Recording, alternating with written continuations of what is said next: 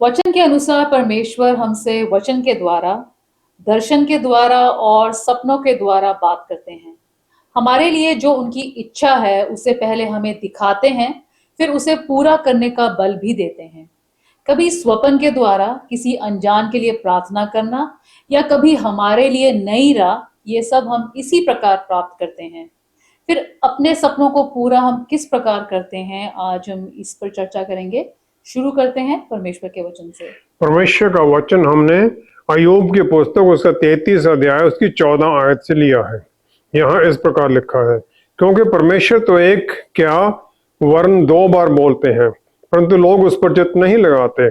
स्वप्न में या रात को दिए हुए दर्शन में, जब मनुष्य घोर निद्रा में पड़े रहते हैं या बिछौने पर सोते समय, तब वे मनुष्यों के कान खोलते हैं और उनकी शिक्षा पर मोहर लगाते हैं, जिससे वे मनुष्य को उसके संकल्प से रोकें और गर्व को मनुष्य में से दूर करें।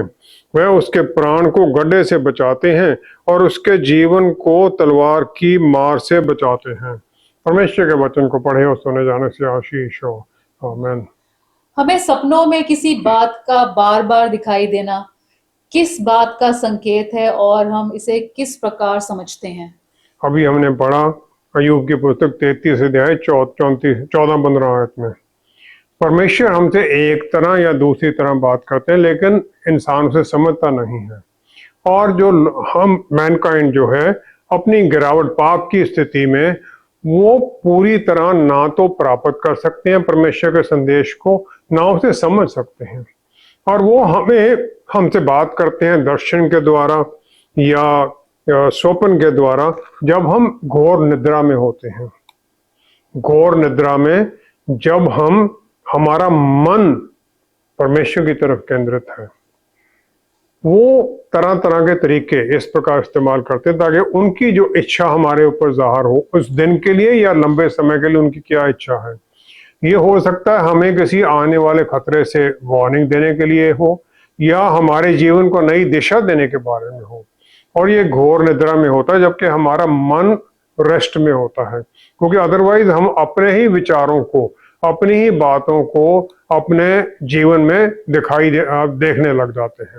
वचन में सबसे ज्यादा प्रोमिनेंट जो सपना रिकॉर्ड किया गया है वो याकूब का है, जब वो एसाव अपने भाई से भागता है और बेथल में रात को सो जाता है। उत्पत्ति 28 में 12 से 16 तक।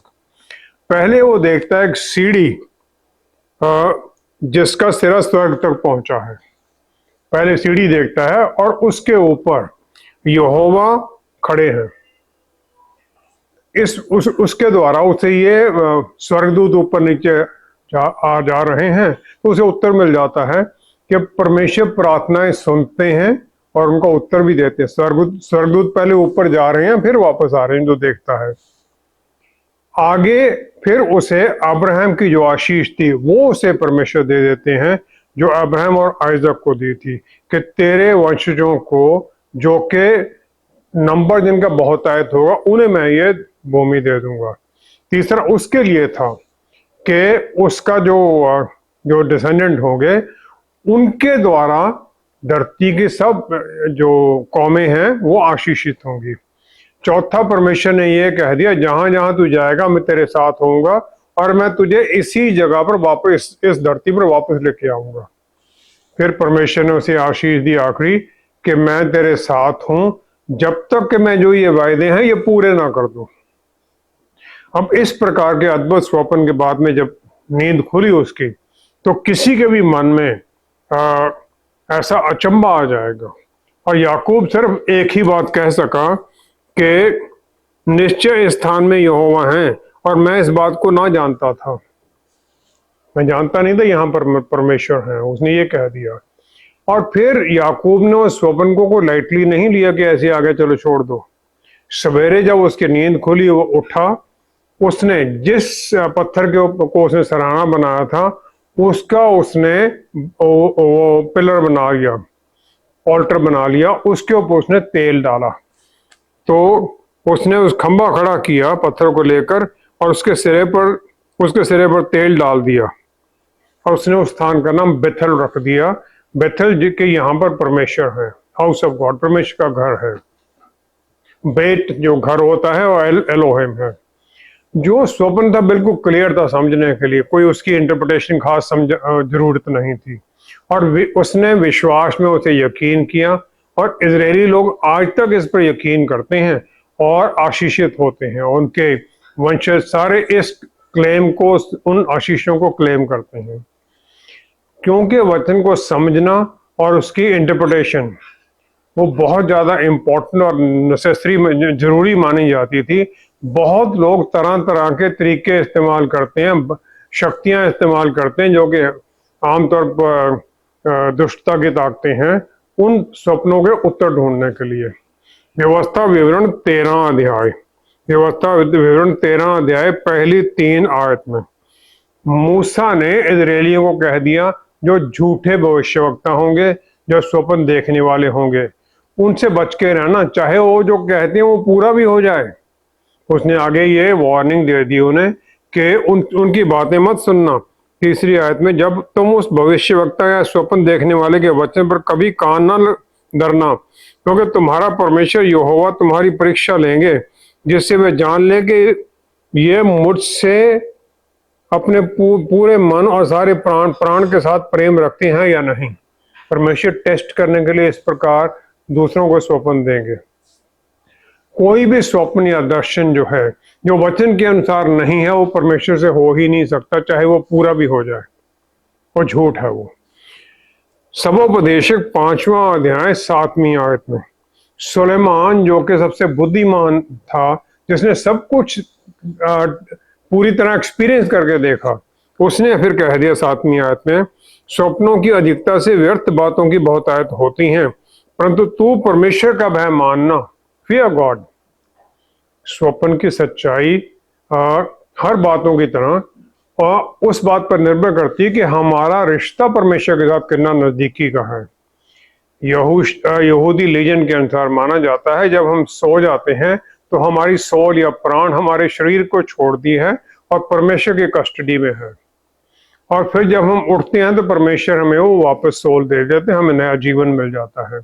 यहूदी उठने से पहले जो ही उनकी आंख खुलती है, पहली प्रेयर वो करते हैं मोड़ियानी, जो कि परमेश्वर का धन्यवाद करना है कि आपने हमारा सोल हमें वापस दे दिया है, ताकि हम आज का दिन एक और देखें और इसमें आपकी महिमा करें।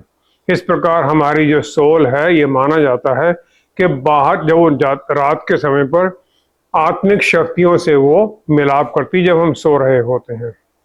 और इस प्रकार हम देखते हैं स्वप्न बहुत बार हमारी जो भविष्य के लिए इंफॉर्मेशन है उसके बारे में बता देते हैं। यूसुफ ने स्वप्न देखा कि उसके भाई उसके सामने दंडवत कर रहे हैं, जिन्होंने क्रोध में आकर उसे दास्ता में मिस्र में बेच दिया, और उसने राजा को जो बटलर था और बेकर था उनके सपनों को सही बताया, उनकी इंटरप्रिटेशन सही दी। जबकि वो जेल में था, पोतीफर जो उसका ओनर था, उसकी पत्नी ने उस पर झूठा इल्जाम लगा दिया था। उत्पत्ति 40 में 12 से 19 आयत तक हम ये देखते हैं।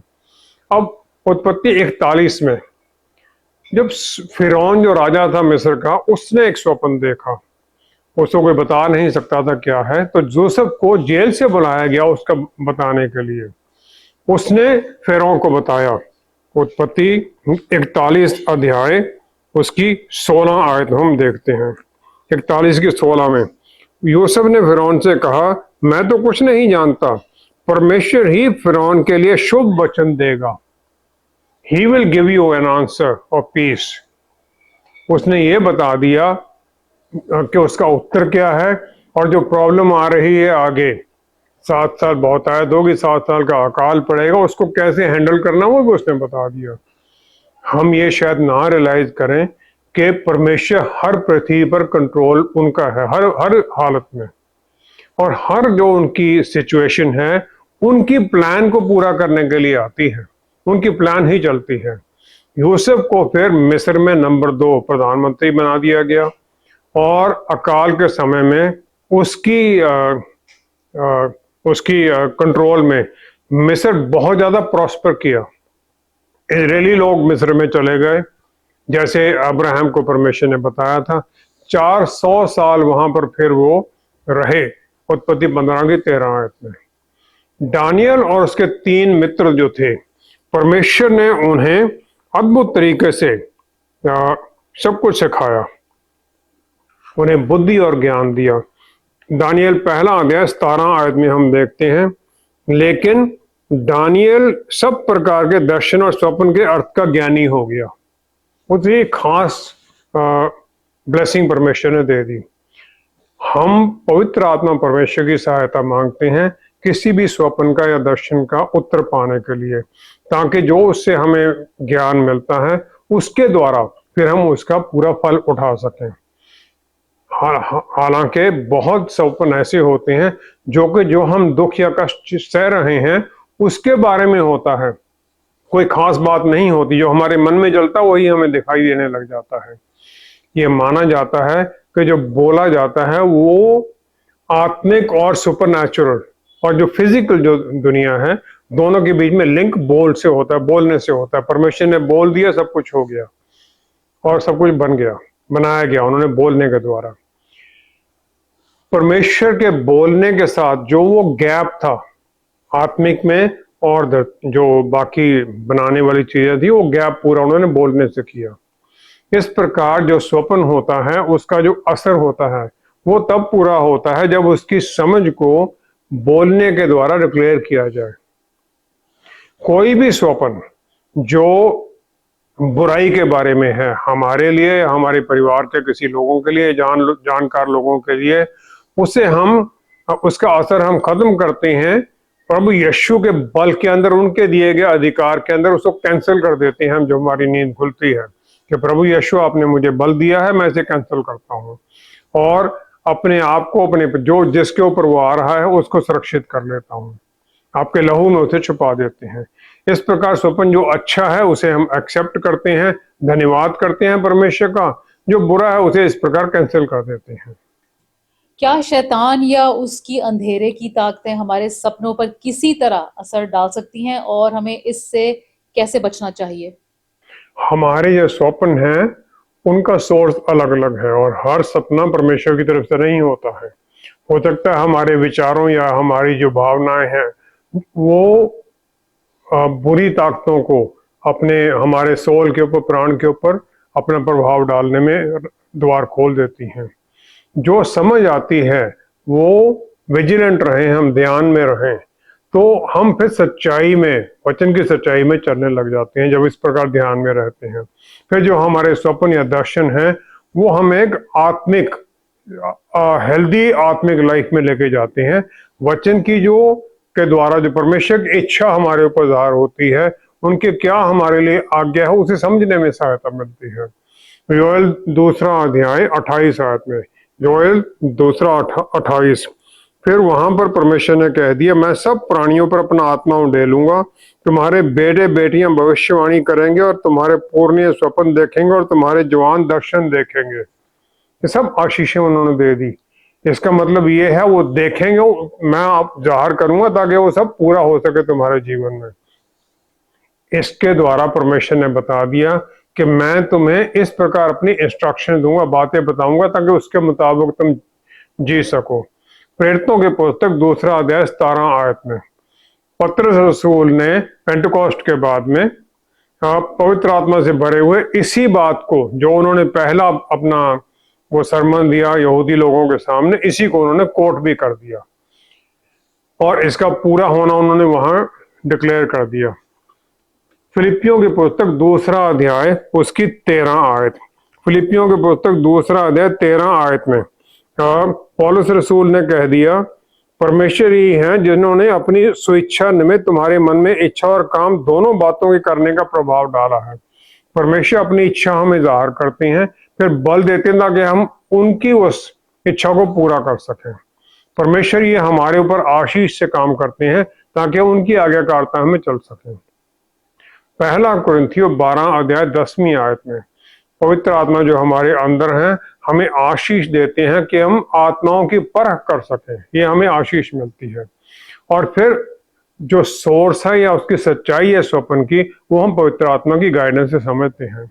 शैतान हमारे विचारों को कंट्रोल नहीं कर सकता है, एक विश्वासी के मन को कंट्रोल नहीं कर सकता है, लेकिन वो हमारे मन में डर की बातें या फिर कंफ्यूजन क्रिएट करना, धोखे की बातें डालने की कोशिश करता है। अगर हमने अपने जीवन में एक द्वार खोल रखा है डर के कारण, पाप के कारण, या प्रार्थना ना करना, या फिर अनकंट्रोल्ड आत्मिक लाइफ है, कभी कुछ कर रहे हैं कभी कुछ कर रहे हैं, तो फिर हम दुष्ट आत्माओं को हमारे जीवन में इंटरफेयर करने का मौका देते हैं।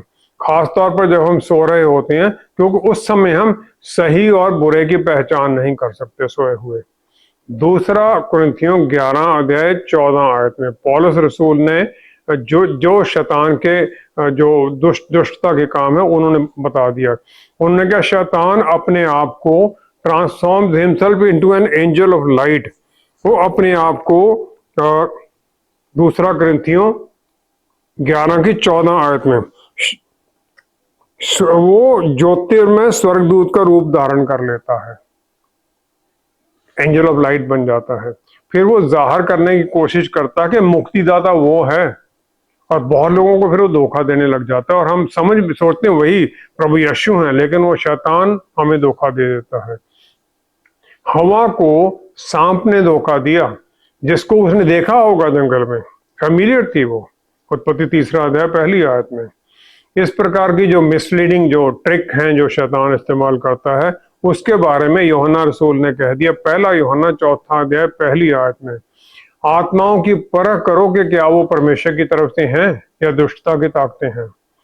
12 चेले नॉर्मल यहूदी परिवारों से थे, सबका एम्बिशन था, सब देख रहे थे कि प्रभु यीशु मसीह हैं, अभी अपना राज्य स्थापित करेंगे, हम उसमें अच्छी जगह पर जाएंगे। और यहूदी आज भी ये विश्वास करते हैं कि मसीहा आएंगे, अपना राज्य स्थापित करेंगे और धरती पर शांति हो जाएगी। वो दूसरा आगमन के बारे में बात करते हैं, पहले आगमन में वो विश्वास ही नहीं करते।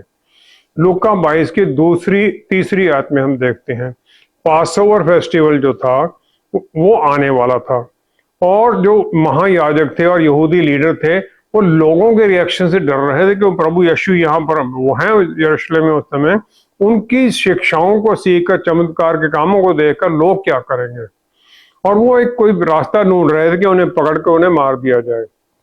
फिर यहूदा जो अपने आप को इस्करियोती कहाता था, शैतान उसमें घुस गया और उसे प्रभु यीशु को धोखा देने के लिए उसने उकसा दिया। शैतान हमारे जीवन में आ जाता है कंट्रोल करने के लिए, जब हमारे अंदर कोई बुरी इच्छा चल रही हो, शैतान उसको पूरा करने में सहायता करने के लिए आ जाता है। जब पाप दुनिया में आ गया तो हर इंसान के अंदर एक भूख है, एक खालीपन है परमेश्वर को जानने का। परमेश्वर द्वार खटखटाते हैं कि जो खोलेगा उसके पास वो आएंगे। प्रकाशित वाक्य 3 अध्याय 20 आयत में, वो जबरदस्ती नहीं करते हैं। दूसरी तरफ शैतान तो दरवाजा तोड़कर घुस जाता है जहां उसे खाली जगह मिलती है ताकि उसे कंट्रोल कर सके वो।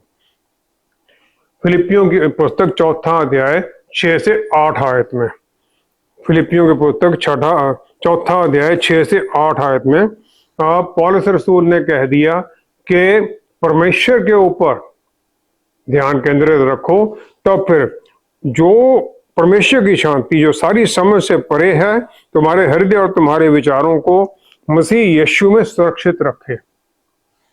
उनके ऊपर निर्भर हो, उनकी शांति पर हमारे विचारों को कंट्रोल करने में सहायता करती है।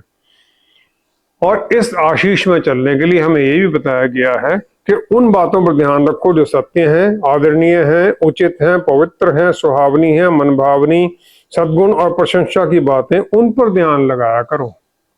हमारे ऊपर है कि हमारे मन में और माइंड और हार्ट में हम क्या भरते हैं, अच्छी बातें भरते हैं, हम किस बात पर केंद्रित कर रहे हैं अपने मन को। जब हम वो करते हैं तो फिर शैतान के अंधेरे के लिए हम जगह नहीं छोड़ते। दूसरा कुरिन्थियों 10वां अध्याय 5वीं आयत में शैतानी जो ताकतें थी वो जो हैं वो हमारे ऊपर अननेसेसरी आर्गुमेंट में फंसा देते हैं, आइडिया लगा देते हैं। हम लगे रहो डिस्कस करने के लिए परमेश्वर की तरफ से कहां से है, वो ऐसे फंसा लेते हैं हमें इस प्रकार के विचारों को प्रभु यीशु की आज्ञाकारिता में कैदी करके रख देना है, प्रभु यीशु के विचारों में चलना है। क्योंकि हम परमेश्वर के बच्चे हैं, संतान हैं, तो हमें ये आशीष दी गई है कि जैसे प्रभु परमेश्वर ने सब कुछ बनाया बोलने के द्वारा, तो हम भी बोलकर प्रभाव डालते हैं। जो वचन हम जो बात करते हैं उनमें बल है। शैतान का जो अटेम्प्ट है कि हमें वो गिरा दे, ठोकर खाएं, हम गिर जाएं टेम्पटेशन के द्वारा, तो प्रभु यीशु पर भी उसने वही किया था। प्रभु यीशु ने सब कुछ परमेश्वर के वचन के द्वारा, जो कि आत्मा की तलवार है, उससे सब काट दिया और उसे भागना पड़ा। शैतान को उनसे भागना पड़ा उनके पास से। जो स्वप्न हमारे ऊपर इस प्रकार आता है जो वचन के अनुसार नहीं है, या जो वचन के अनुसार नहीं है, उसके ऊपर हम परमेश्वर की आशीष डिक्लेयर करते हैं, ताकि जो उस बुराई का असर उसके ऊपर ना आ सके। इसी प्रकार परमेश्वर के वचन के द्वारा जो अच्छा स्वप्न है उसे हम कंफर्म कर देते हैं कि हाँ, हम इसे स्वीकार करते हैं और ये हमारे जीवन में अच्छा प्रभाव लाएगा। दोनों परिस्थितियों में हम ये देखते हैं कि किसी तरह की कमजोरी कोई हम में ना रह जाए।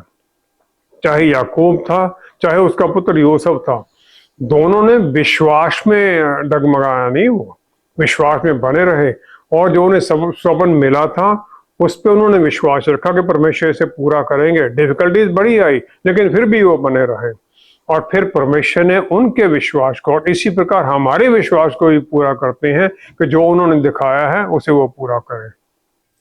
किसी भी सपने या दर्शन के पूरा होने के लिए या उसके द्वारा बताए गए खतरे से बचने के लिए हमें क्या करना चाहिए?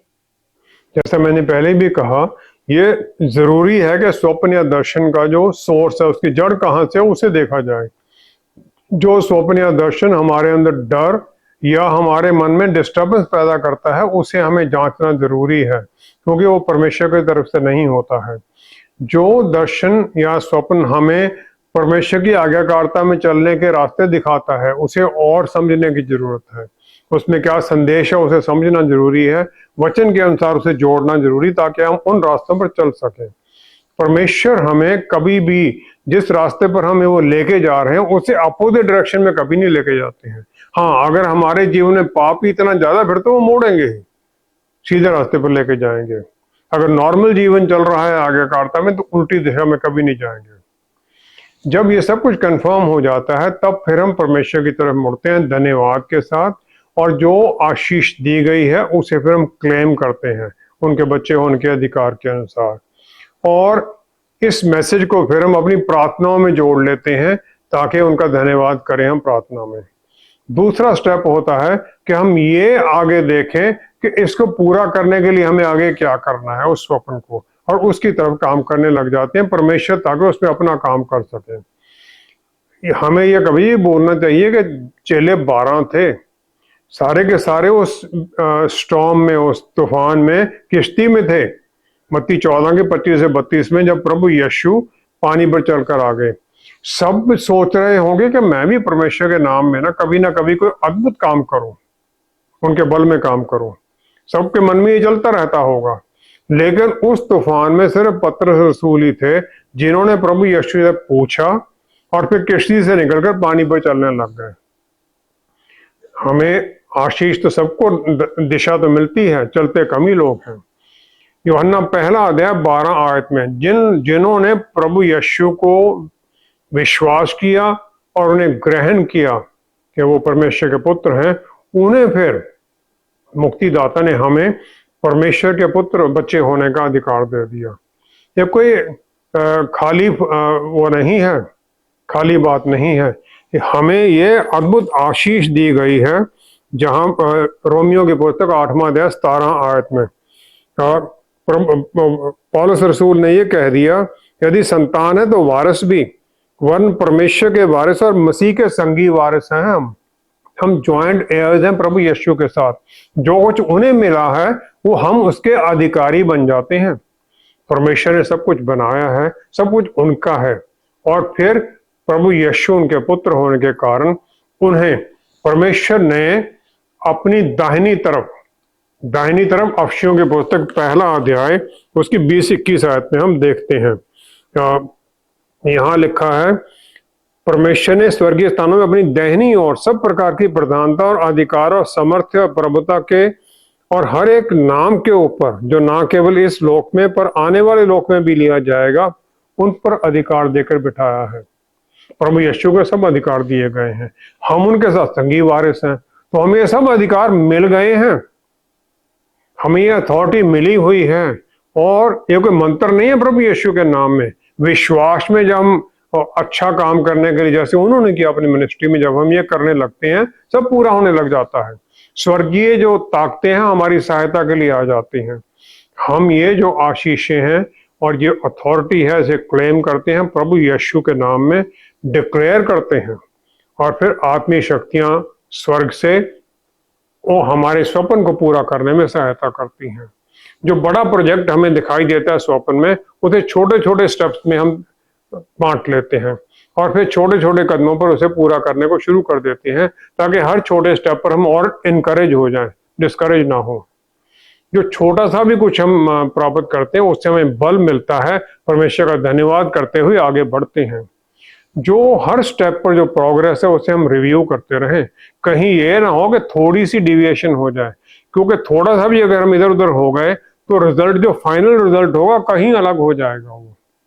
फिर हम डिस्करेज ना हो, क्योंकि दूसरे लोग हमें मिलते हैं, वो जब हम बिल्कुल नजदीक पूरा होने वाली बात है उस समय भी हमें डिस्करेज करने लग जाते हैं, अरे ये तो होना नहीं है।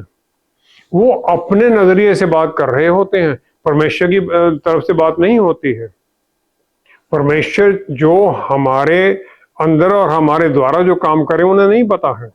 तो डिस्करेज मत हो, उनकी बातों में मत फंस जाओ, चलते रहो, छोटी छोटी चीजों में आनंद मनाओ। और पीछे देखते हैं जब हम, अरे इतना कुछ हो गया है, उसे हम एनकरेज हो, फिर परमेश्वर ने इतना कुछ किया है, आगे भी करेंगे ही। फिर जो ऑब्स्टेकल्स हैं उन पर हम जय पाकर चलते जाएं, क्योंकि ऑब्स्टेकल्स अगर ज्यादा आ रही तो फिर हम ये ध्यान रखें कि जो हम काम कर रहे हैं इसके द्वारा जो ऊपर में जो दिखाई नहीं दे रहा है, उसमें जो अंधेरे की ताकतें, उनमें कोई डिस्टर्बेंस हो रही है, जाके हमारे आगे आगे खड़े हो रही हो। एनकरेज हो, फिर डिस्करेज ना हो। एक ऑब्स्टेकल जो होती है वो चैलेंज हो, परमेश्वर जो हमारे सामने आने देती हैं, ताकि हमें बल दे सकें और हम उसके ऊपर जय पाकर आगे बढ़े, सफल होकर कंट्रोल करके उसे, उसके द्वारा फिर हम अपने डेस्टिनेशन की तरफ बढ़ते जाएं विश्वास में। प्रभु यीशु ने हम सबको अपना मित्र कह दिया, दास नहीं कहा, यूहन्ना 15:15 में। जब हम उनके मित्र हैं तो हमें सब कुछ मिला है, वो सब हमें पूरा करने का बल देते हैं, रास्ता भी दिखाते हैं। हमारा काम है जो हमें दर्शन मिला है, विश्वास में उसे बढ़े आगे, और फिर उनका जो स्वर्गीय बल है वो हमें सफलता में, आनंद में बढ़ने में सहायता करता है, ताकि जो हमें दर्शन मिला हम उसे पूरा कर सकें। आइए हम प्रार्थना करें। पिता परमेश्वर, क्या ही धन्य है आप हमारे साथ अद्भुत तरीकों से बात करते हैं, उस तरीके से जो हम समझ सके, हमारी बुद्धि के अनुसार आप हमें बात करते हैं। प्यारे प्रभु जी, हम धन्यवाद करते हैं जो आप हमें दर्शन देते हैं वचन के द्वारा या स्वप्न के द्वारा। जो हमारे मनों में प्रभु जितने हम जुड़े हुए हैं, जो आपने दर्शन दिया है, उसमें हम पूरे करने में आगे बढ़ते जाएं, किसी भी तरह से अंधेरे की ताकतों से डिस्करेज ना हो। पवित्र आत्मा परमेश्वर, हर जन को भर दीजिए उस अद्भुत शक्ति से, आत्म संयम से, विश्वास से, ताकि हम आगे बढ़ते जाएं, क्योंकि आपने हमें दर्शन दिया है, उसे पूरा करने में बल भी आप ही दे रहे हैं, ताकि आपकी वो इच्छा हमारे जीवन के लिए पूरी हो। सारी महिमा आपको देते हुए सब कुछ पिता परमेश्वर प्रभु यीशु के पवित्र नाम में मांगते हैं। आमीन, आमीन, आमीन। प्रभु यीशु ने पहले हमें अपनी भेड़ कहा और फिर ये भी कि मेरी भेड़ें मेरी आवाज सुनती और पहचानती हैं। जो भी दर्शन हमें उनसे मिलता है उसे समझने और पूरा करने की राह भी वही देते हैं, लेकिन ये भी जरूरी है कि हम उनकी आवाज को पहचान सकें, और ये एक नजदीक के रिश्ते से ही होता है। हमें इस बात पर भी ध्यान देना है कि कहीं शैतान हमें झूठ में ना फंसा ले। Thank you so much for watching. See you next time. Stay blessed. Shalom.